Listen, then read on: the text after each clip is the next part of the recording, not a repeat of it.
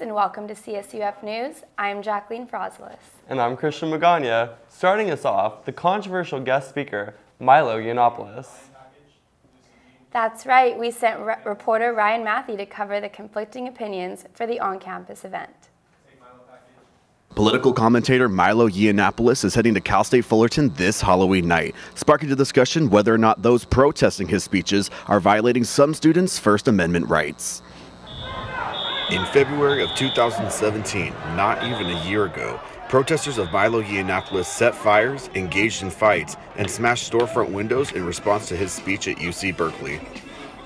Some students applaud CSUF for welcoming a figure like Yiannopoulos to campus, while others, like SQE club member Liz Sanchez, feel the opposite. We're all very angry at the institution, CSU in general.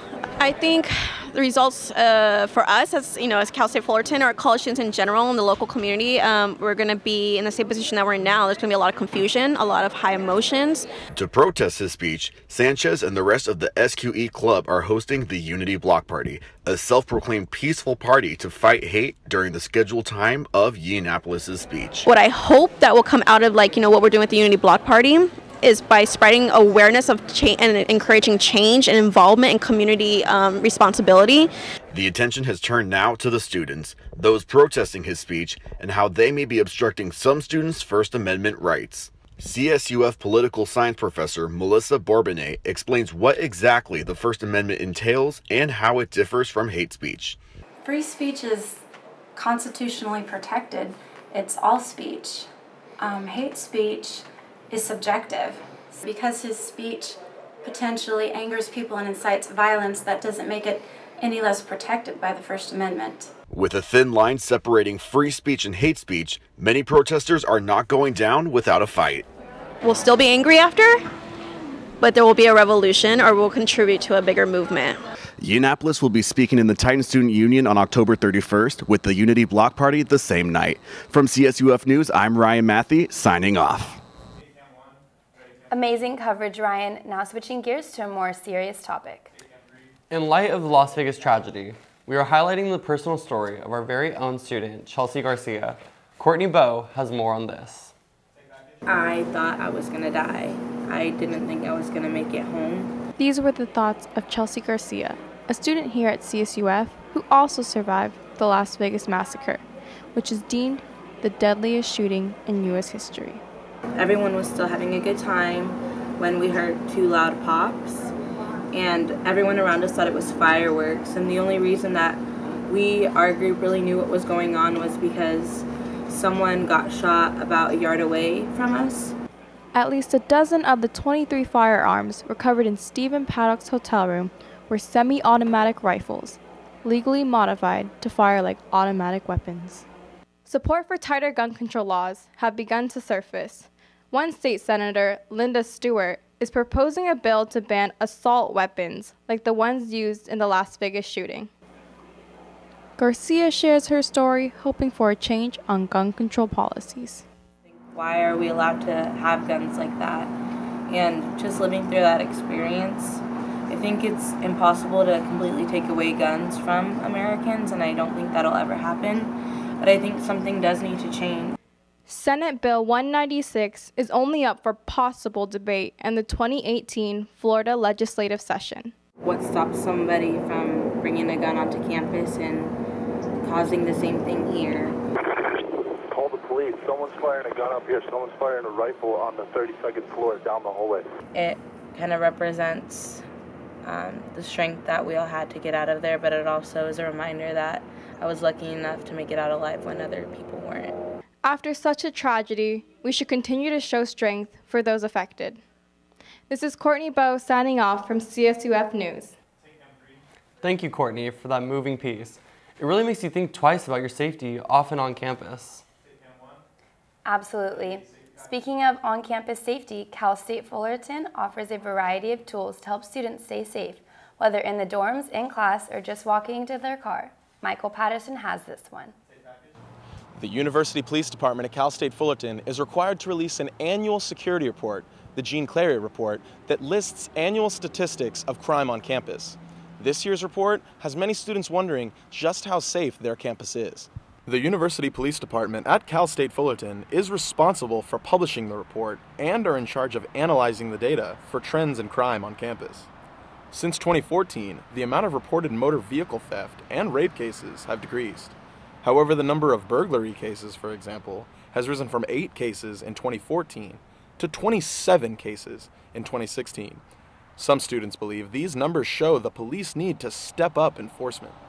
Yeah, I've always thought it was a generally safe campus. I never thought that any crime actually did occur around me until I saw some of the statistics. It made me realize that there's a lot more going on than I had saw, and it definitely makes me feel like I'd be more susceptible to a crime happening to me.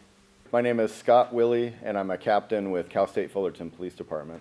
For University Police Captain Scott Willie, this report provides much needed insight into what kinds of crime are happening on campus. We are a plethora of opportunity for criminals to come in and take laptops and break into cars and steal bikes and things like that. Bike thefts has been a really big issue, and that may not seem like a big deal to maybe larger agencies or other people, but to us, we take that personally.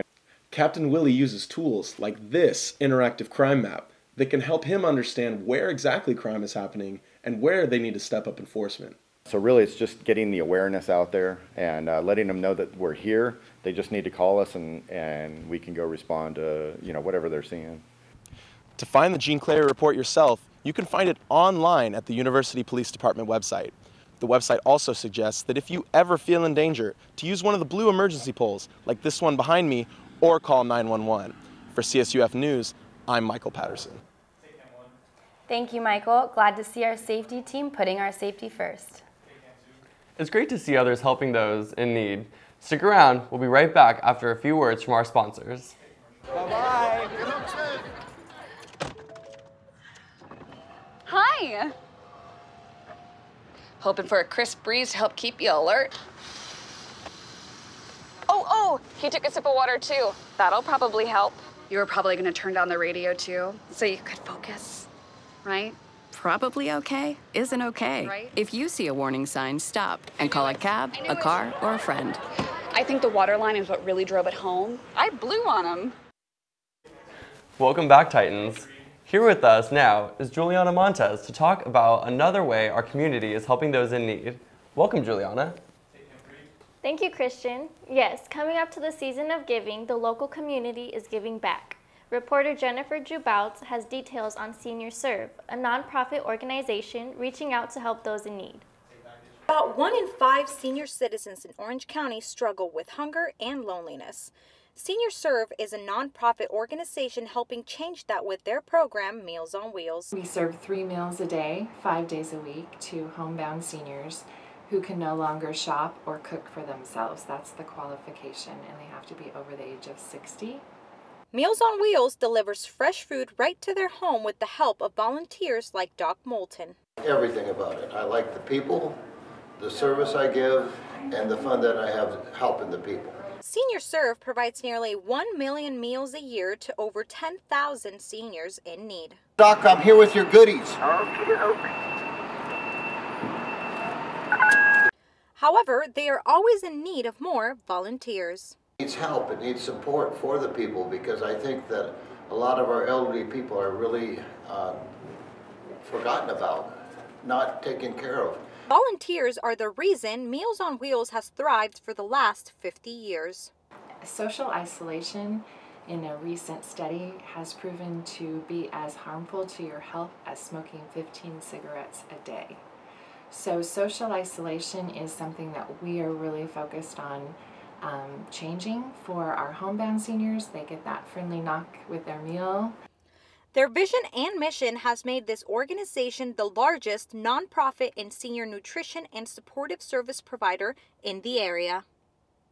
Senior Serve is improving the quality of life of senior citizens in Orange County, 1 meal at a time. This is Jennifer Jubouts, CSUF News. Good work, Jennifer. It's amazing to see others giving back in such heartwarming ways. Thank you, Juliana, and that's all the time we have for today. Thank you for tuning in to CSUF News. Once again, I'm Jacqueline Froslis. And I'm Christian Magana, signing off.